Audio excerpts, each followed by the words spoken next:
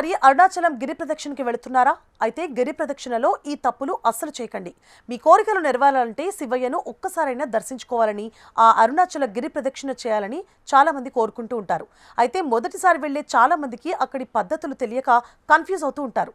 గిరి ప్రదక్షిణ ఎటువైపు నడవాలి, సిద్ధులు నడిచే దారి ఏది, వెంట ఏం తీసుకెళ్లాలి వంటి ఆసక్తికర విషయాలు మీకోసం.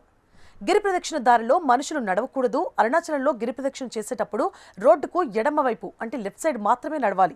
దీనికి కారణం కుడివైపున కంటికి కనిపించని యోగులు, సిద్ధులు, దేవతలు సూక్ష్మ రూపంలో ప్రదక్షిణ చేస్తారని ప్రతీతి.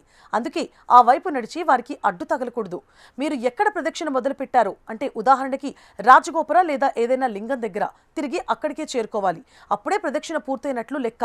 అరుణాచలం వెళ్లేటప్పుడు మీ పర్సులో వీలైనన్ని 10 రూపాయల నోట్లు పెట్టుకోండి. అక్కడ ప్రతి గుడిలో 10 రూపాయల దక్షిణ వేస్తే మీకు ప్రసాదంగా విభూది ప్యాకెట్ ఇస్తారు. ఆ పవిత్రమైన విభూతిని దాచుకోవడానికి ఇంటి నుంచి కొన్ని చిన్న ఖాళీ డబ్బాలు తీసుకెళ్లడం మర్చిపోకండి. గిరి ప్రదక్షిణలో యమలింగం వస్తుంది.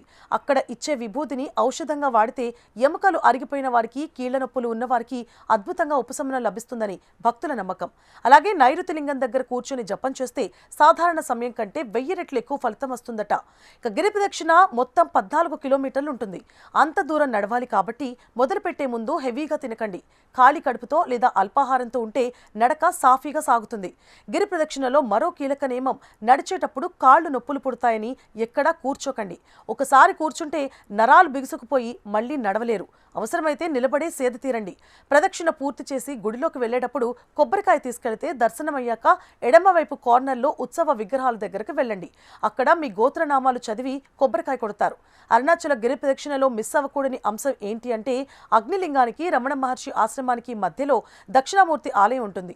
గురువారం రోజు అక్కడ దీపం వెలిగిస్తే దోషాలన్నీ పోతాయి.